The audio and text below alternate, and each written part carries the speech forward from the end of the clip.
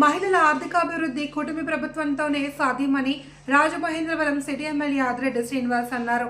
నగరపాలక సంస్థ కార్యాలయం ఆవరణలో స్వయం సహాయక సంఘం సభ్యులు 25 మంది మహిళలకు ఎలక్ట్రికల్ బైక్లను శుక్రవారం పంపిణీ చేశారు. అనంతరం ఎమ్మెల్యే ఆదిరెడ్డి శ్రీనివాస్, కమిషనర్ కేతన్ గార్గ్ మాట్లాడుతూ స్వయం సహాయక సభ్యుల కుటుంబ సభ్యుల జీవనోపాధి మెరుగు కోసం మెప్మా ద్వారా ర్యాపిడో భాగస్వామ్యంతో వివిధ బ్యాంకుల ద్వారా రుణాల సదుపాయంతో వీటిని పంపిణీ చేయడం జరుగుతుందన్నారు. ఈ కార్యక్రమాన్ని కూటమి ప్రభుత్వం పైలట్ ప్రాజెక్టుగా రాష్ట్రంలో విశాఖపట్నంలో 400, విజయవాడలో 400, నెల్లూరుకు 50, గుంటూరుకు 50, కర్నూలు, తిరుపతి, కాకినాడ, రాజమండ్రి పట్టణాలకు 25 చొప్పున మొత్తం 1000 మందికి ఈ ఎలక్ట్రికల్ బైక్లను పంపిణీ చేయడం జరిగిందన్నారు. మహిళా సాధికారత వారి స్వయం ఉపాధి, జీవనోపాధి కోసం రాష్ట్ర ప్రభుత్వం అధిక ప్రాధాన్యత ఇస్తుందన్నారు.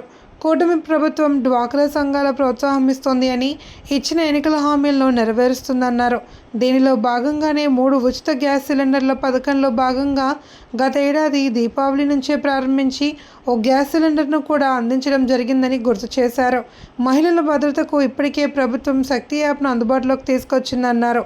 మహిళా రైడర్లు SOS శక్తి యాప్లను సద్వినియోగం చేసుకోవాలి అని సూచించారు.